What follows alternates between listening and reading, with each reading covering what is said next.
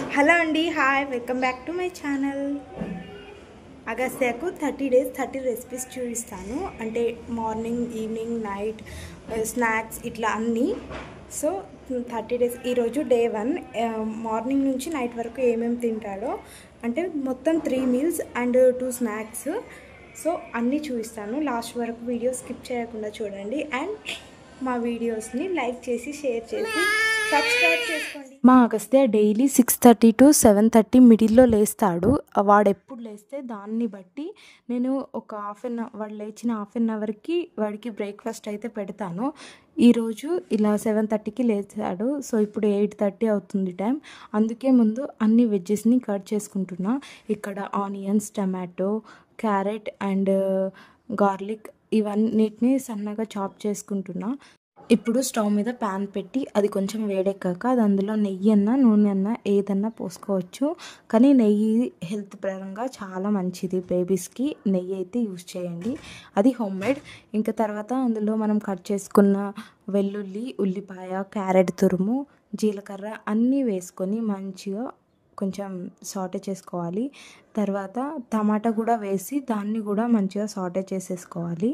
ఇప్పుడు సన్నగా చాప్ చేసుకున్న కొత్తిమీర దీన్ని కూడా వేసుకున్న తర్వాత మనం ముందుగానే తీసుకుపెట్టుకున్న రవ్వ, అంటే దీన్ని ముందే రోస్ట్ చేయాల్సిన అవసరం లేదు. ఇలా వేసి కొద్దిసేపు రోస్ట్ చేసిన తర్వాత ఇలా వాటర్ పోస్తే ఇది కూడా చాలా బాగుంటుంది. ఇలా చేసేసి కొంచెం మా అగస్త్య 1 year అబోవ్ అయిండు. అంటే ఇప్పుడు మా అగస్త్యకి 14 months. అందుకనే నేను సాల్ట్ యూజ్ చేస్తున్నా. ఎవరైనా 1 year బిలో ఉంటే సాల్ట్ని అవాయిడ్ చేయండి. అండ్ ఇలా ఈ కన్సిస్టెన్సీ వచ్చిన తర్వాత స్టవ్ ఆఫ్ చేసి ఇలా బౌల్లో తీసేసుకోవడమే, అంతే. ఇది చల్లారిన తర్వాత మాత్రమే పెట్టండి, లేదంటే బేబీస్కి చాలా హార్డ్గా నోరు కాలిపోతుంది.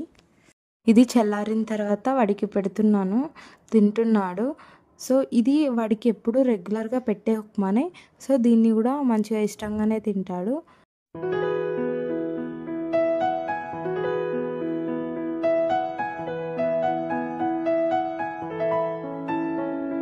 అంటే ఇది మా అగ్గుగాడి మిడ్ మార్నింగ్ స్నాక్. దీన్ని నేను మార్నింగ్ 10:30 to 11:30 మిడిల్లో పెడతాను. అంటే వాడు ఎప్పుడు పడుకుంటారు, మిడిల్లో ఒక న్యాప్ వేస్తాడు. దాన్ని అకార్డింగ్ ఇట్లా వాడు ఎప్పుడు తెలికిరుంటే ఆ టైంలో అప్పుడు పెట్టేస్తాను. ఇప్పుడు మంచిగా ఒక స్వీట్ పొటాటోని పీల్ తీసుకొని స్లైసెస్ లాగా కట్ చేసుకోవాలి. దాన్ని పైన మొత్తం బ్లాక్ అవుతుంది, అందుకని వాటర్లో వేసుకొని మంచిగా కడుక్కున్న తర్వాత దీన్ని స్టీమ్ చేయడానికి పెట్టేయాలి. ఇది మంచిగా స్టీమ్ అయిన తర్వాత కొంచెం మెత్తయిన తర్వాత దీన్ని తీసేయాలి. యాక్చువల్గా మనం బాయిల్ చేసిన దానికంటే స్టీమ్ చేయడమే బెటర్ అంట. బాయిల్ చేస్తే ఇందులో ఉన్న న్యూట్రిషన్ వాల్యూ మొత్తం తగ్గిపోతుందంట, quantity. So better to avoid boiling. And తర్వాత దీన్ని మంచిగా స్మాష్ చేసుకొని ఇలా మొత్తం పిండిలాగా అయిపోతుంది. దాన్ని ఇప్పుడు మనం చేతితోనే మంచిగా స్టిక్స్ లాగా చేసుకోవాలి. అంటే మీ ఇష్టం, అది స్టిక్ అన్న ఏదైనా షేప్ ఇచ్చుకోవచ్చు. మొత్తం బేబీకి అలానే పెట్టేస్తే ఏం కాదు, కానీ వాడు తింటాడో తినడో అలా అని నేను ఇలా చేసి పెడతాను అప్పుడప్పుడు. ఇలా మొత్తం ఒక 5 sticks వరకు అయ్యాయి.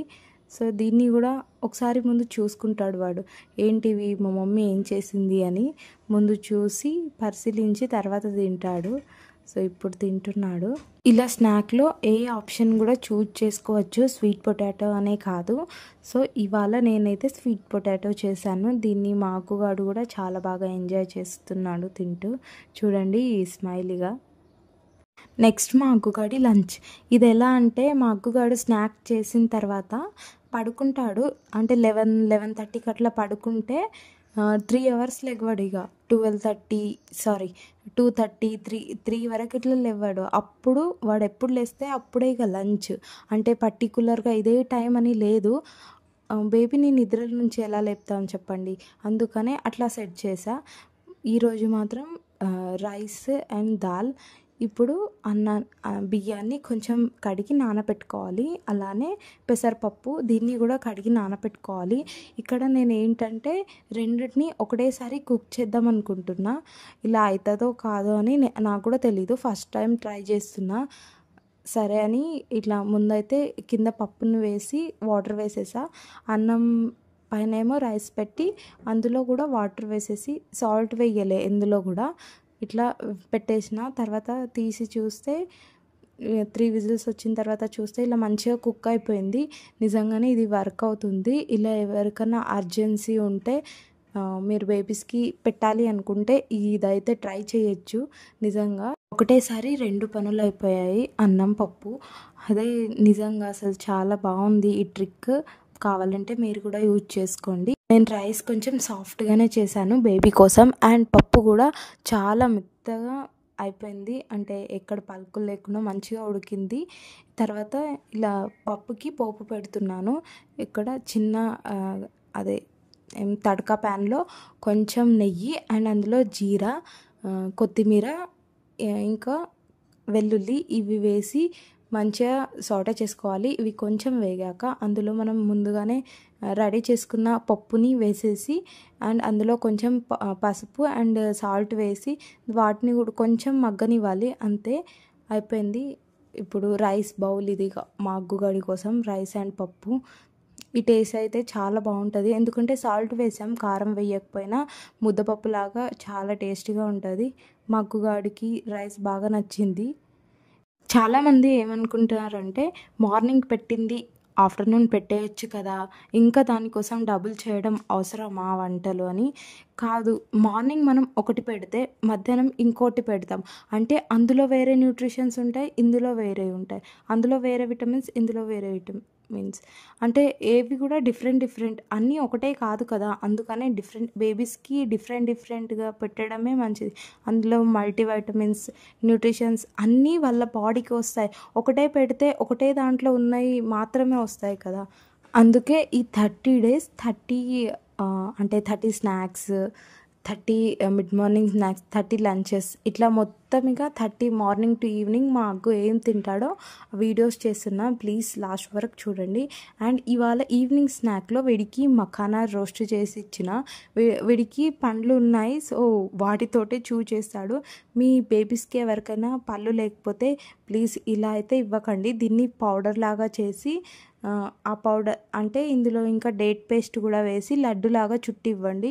ఇలా ప్లెయిన్గా ఇవ్వకండి. అలా ప్లెయిన్గా ఇస్తే గొంతులో తట్టుకునే అవకాశాలు ఎక్కువ ఉంటాయి, సో అలా అవాయిడ్ చేయండి. పళ్ళు ఉంటేనే వాళ్ళు నమలగలిగితేనే ఇవ్వండి. ఇది మా అగస్త్య డిన్నర్ ఎలా అంటే మా ఈవినింగ్ స్నాక్ తింటాడు కదా, అది తిన్న 2 to 2.5 hours డిన్నర్ పెడతా. అదే లంచ్ అయిన 2 to 2.5 hours స్నాక్స్ పెడతా. ఇలా టైం అంటే వాడు పడుకునే టైంని బట్టి ఇలా స్నాక్స్, డిన్నర్ ఇలా మొత్తం నేను ప్లాన్ చేసుకున్నా. సో ఇప్పుడు నేను వెజిటేబుల్ కిచడీ చేస్తున్నా వాడి కోసం. అన్ని వెజ్జెస్ని మంచిగా కట్ చేసుకుంటున్నా. ఇక్కడ ఆలు, టమాటో, ఆనియన్, క్యారెట్ అండ్ వెల్లుల్లి నేను కంపల్సరీ వేస్తాను. బేబీస్కి మంచిది వెల్లుల్లి, అండ్ కొంచెం వాళ్ళకు కఫ్ ఉంటే కూడా అది తగ్గిపోతుంది. ఇప్పుడు ఒక కుక్కర్ పెట్టుకొని అందులో నెయ్యి, నేను హోమ్మేడ్ నెయ్యి మాత్రమే వాడతా, ఇక్కడ కొన్నదైతే కాదు, అస్సలు ఇంట్లోనే చేశాను.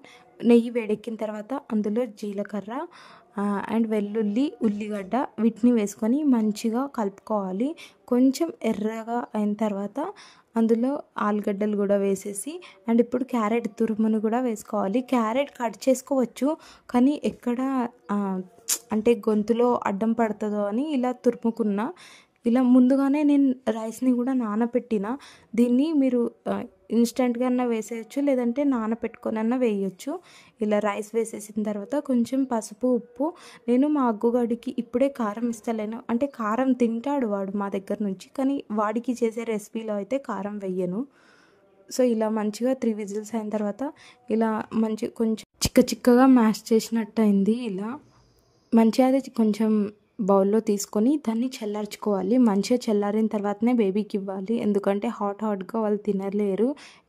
ఎక్కువ ఇలా మా అగ్గుగాడు ముందే చేతి పెట్టాలని చూస్తాడు, అందులో చేతి కాలితే ఇంకా దానికి మనమే బాధ్యత. సో అందుకనే చల్లారిన తర్వాతనే ఇవ్వాలి. ఇక్కడ వీడేందంటే నాకు ఆశీర్వాదాలు ఇస్తున్నాడు. అండ్ వాడి ఓన్గా తినాలని బాగా ట్రై చేస్తాడు. నేను తినిపిస్తే కూడా ఇక్కడ తినట్లేడు, వాడు తింటున్నాడు. అండ్ ఇది కూడా మనకు ఒక మంచి బెనిఫిటే కదా, బేబీ సెల్ఫ్ ఫీడింగ్ చేసుకుంటే వాళ్ళది వాళ్ళు తింటే వాళ్ళకి ఏం కావాలో, ఎట్లా కావాలో, ఎంత కావాలో మొత్తం వాళ్ళకి తెలుస్తుంది కదా. అండ్ ఇది మా హోల్ డే ప్లాన్, మార్నింగ్ నుంచి నైట్ వరకు మా అగ్గో ఏం తిన్నాడు అని. ప్లీజ్ ఛానల్ని లైక్ చేసి, షేర్ చేసి, సబ్స్క్రైబ్ చేసుకోండి. బాయ్.